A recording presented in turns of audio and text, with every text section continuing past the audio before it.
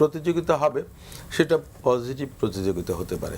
আপনি আপনার মতো রেসে দৌড়াবেন আপনি, কিন্তু আরেকজনকে ল্যাং মারবেন না। বর্তমান বাস্তবতায় বিএনপি এবং জামাত সবচেয়ে বড় প্রতিদ্বন্দ্বী এবং ক্ষমতার জন্য সবচেয়ে বেশি এই দুই দল দাবি করছে। সেই জায়গায় যে অবিশ্বাসটা যত দিন বাড়ছে এবং এবার পজিটিভ ক্যাম্পেইন নেগেটিভ ক্যাম্পেইনটা বেশি হচ্ছে আর বিএনপির বিরুদ্ধে তো বটে, এর কারণটা কি? আবার আপনারাও পাল্টাপাল্টি এর প্রতিক্রিয়া দিচ্ছেন বা দিতে হচ্ছে, যাই বলি। এটা আমার কাছে খুব বেদনাদায়ক। এখন মনে করেন আপনার ফেসিস আওয়ামী লীগ নেই, নির্বাচনে নেই, যেহেতু তাদের কর্মকাণ্ড স্থগিত আছে।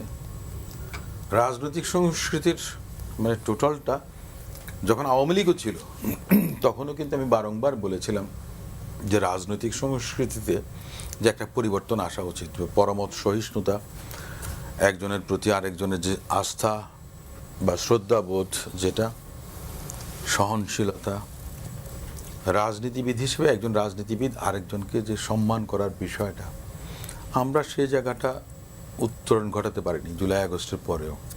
যার কারণে এখন আমরা এই প্রসঙ্গটা এনেছি যে সময় একটা সময় ছিল যখন বিএনপি কিংবা আওয়ামী লীগ আপনার ধরা হতো বা ভাবা হতো, এখন সে জায়গাতে আওয়ামী লীগ নেই, তাই বিএনপির প্রতিপক্ষ জামাত কিংবা জামাতের প্রতিপক্ষ বিএনপিকে ধরা হচ্ছে।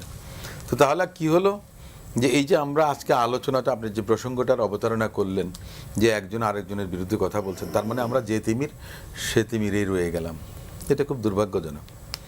জুলাই আগস্টের চেতনা বা আপনার যেই অভ্যুত্থান বলেন, আপনি বিপ্লব বলেন, যেটাই বলেন না কেন, সমস্ত কিছুর মধ্য দিয়ে যে অর্জনটা আমরা পেয়েছিলাম সেটা 1-1.5 বছরের মাথায় আপনার ম্লান হয়ে গেছে, বিলীন হয়ে গেছে। এটাই সবচেয়ে দুর্ভাগ্যজনক। আমরা তো স্বাধীনতা অর্জন করেছি প্রায় 55 বছরের বেশি হয়ে গেছে, তাই না? তো সেদিক থেকে মিলিয়ে যে আমরা সবসময় খুব হতাশা ব্যক্ত করি যে আমাদের যে মূল মন্ত্র, যে 4টা আপনার এই ছিল, মূলনীতি ছিল স্বাধীনতা, তাই না? গণতন্ত্র, সমাজতন্ত্র, সামাজিক ন্যায় বিচারের কথা বলি, সমস্ত কিছু বলি। দেখা গেছে যে আমরা আবার নতুন করে, অনেকে বলেছিল যে বাংলাদেশ 2, তাই না? তো বাংলাদেশ 1 মনে করেন যে 55 বছরে আমরা অর্জন করতে পারিনি। আপনার 2 অর্জনটা কিভাবে করলাম আমরা? এই যে অবস্থানটা, এটা আমার কাছে বেশ খারাপ লাগে। প্রতিযোগিতা হবে সেটা পজিটিভ প্রতিযোগিতা হতে পারে।